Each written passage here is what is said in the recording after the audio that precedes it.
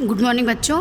आज हम आपको आपकी काव्य मंजरी के पाठ 2 बाल लीला में सूरदास जी ने कृष्ण की 3 अवस्थाओं का वर्णन किया, उसके बारे में बताएंगे। देखिए 3 अवस्था। पहली अवस्था कृष्ण घुटनों के बल चल रहे हैं।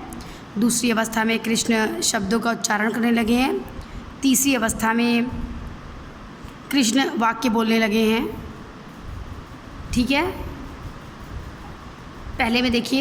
पहले में कृष्ण जी घुटनों के बल चल रहे हैं। उनके हाथ में मक्खन, उन्होंने अपने हाथ में मक्खन ले रखा है। उनके हाथ में मक्खन बहुत अच्छा लग रहा है। घुटनों के बल चल रहे हैं। शरीर मिट्टी से सना हुआ है। मुंह में दही का लेप किए हुए हैं, मुंह में दही लगाए हुए हैं।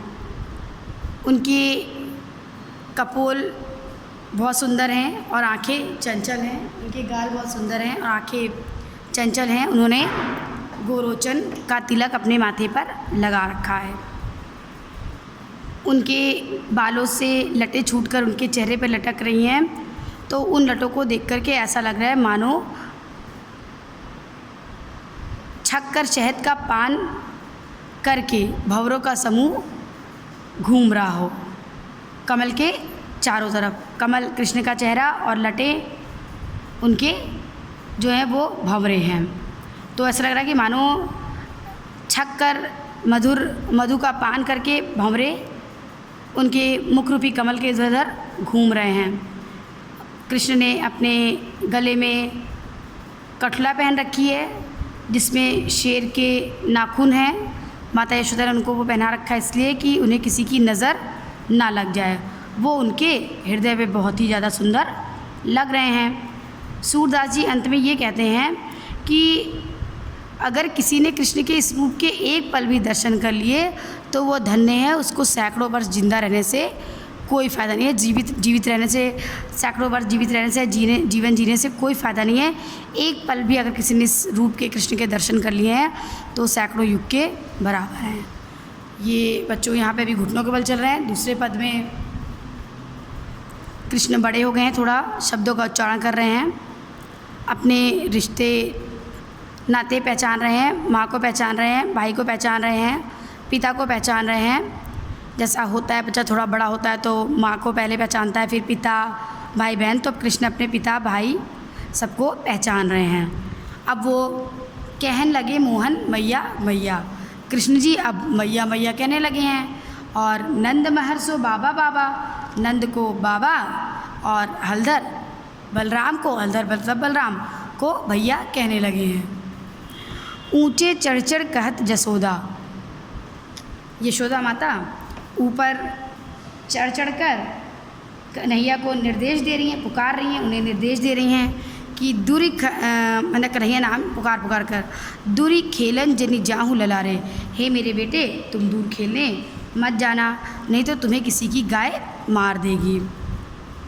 अब जितने भी वहाँ पर गोपी और ग्वाल बाल हैं वो सब कौतूहल कर रहे हैं और घर घर में बधाई के गीत बज रहे हैं। सूरदास जी कहते हैं कि प्रभु तुमरे दरस को चरणन की बलि जैया, कि हे प्रभु आपके दर्शन वो करना चाहते हैं। यानी सूरदास जी कृष्ण के चरणों की बलिहारी जाते हैं और उनके दर्शन की अभिलाषा रखते हैं। सूरदास जी कहते हैं कि हे प्रभु मैं आपके चरणों की बलिहारी जाता हूँ जिन्होंने आपके दर्शन मुझे करवाए। ठीक है, कि फिर से बच्चों एक बार देख लीजिएगा कि जब कृष्ण चलने लगे हैं तो कृष्ण के चलने की खुशी संपूर्ण गोकुल गांव में सबको हो गई है। गोपी ग्वाल कौतूहल कर रहे हैं, उनको मतलब बहुत क्यूरियसिटी, कौतूहल मतलब जिज्ञासा, उनको बहुत जिज्ञासा हो रही है कृष्ण को चलते देखने की। और घर घर में बधाई के गीत बज रहे हैं, लोग आनंद मना रहे हैं। कृष्ण के चलने की खुशी पूरे ब्रज में दिख रही है। अंत में सूरदास जी कहते हैं कि वो कृष्ण के चरणों की बलिहारी जा रहे हैं, चरणों पे बलिहारी जा रहे हैं, उनके दर्शन करने के इच्छुक हैं, उनके चरणों पे बलिहारी जा रहे हैं। तीसरे में देखिएगा बच्चों, कृष्ण जी बड़े हो गए हैं, वाक्यों का उच्चारण करने लगे हैं और वो अपनी माता से बलराम की शिकायत कर रहे हैं। कहते हैं कि हे माता मुझे दाऊ बहुत खिजाए चढ़ाते हैं, मुझसे बार बार ये कहते हैं कि तुम्हें यशोदा ने खरीदा है, तुम्हें उन्होंने जन्म नहीं दिया है। और कहते इसी गुस्से के मारे मैं खेलने नहीं जाता हूँ। बार बार वो मुझसे कहते हैं कि तुम्हारी माता कौन है, तुम्हारा पिता कौन है।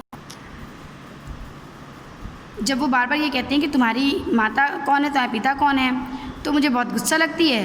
और बलराम ये भी कहते हैं कि तुम माता यशोदा के पुत्र नहीं हो, क्योंकि नंद बाबा और माता यशोदा गोरी हैं और तुम श्याम शरीर हो, तुम सांवले हो। इस बात पर सारे ग्वाल बाल हंसते हैं, मज़ा लेते हैं और ये सब उनको बलराम सिखाते हैं। इसके बाद कृष्ण माता यशोदा से लाना करते हैं, इतने के बावजूद भी तुमने मुझे मारना सीखा है, तुम कभी दाव पे नहीं गुस्साती हो, वो इतनी गलती करते हो उस पर कभी नहीं गुस्साती हो और मुझे मारती हो। तो कृष्ण के मुंह से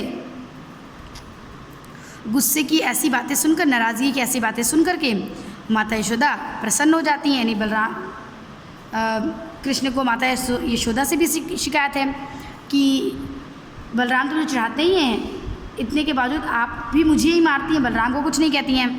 तो यशोदा माता कृष्ण को तसल्ली देने के लिए कहती हैं कि हे कान्हा सुनो, बलराम तो बचपन से ही धूर्त है, दुष्ट है, चतुर है, मुझे अपनी सभी गायों की सौगंध है, मैं ही तुम्हारी माता हूँ और तुम ही मेरे पुत्र हो। तो इस तरह से बच्चों कृष्ण की 3 अवस्थाओं का, बाल सुलभ चेष्टाओं का, बाल लीला का वर्णन सूरदास जी ने किया है। और ऐसा जीवन चित्रण बच्चों कहीं भी दुर्लभ है, मतलब कहीं और किसी कवि के काव्य में इस तरह का चित्रण, हम बाल सौंदर्य का चित्रण नहीं पा सकते हैं। इसी कारण बच्चों ये भी कहते हैं कि सूर वात्सल्य रस के सम्राट हैं।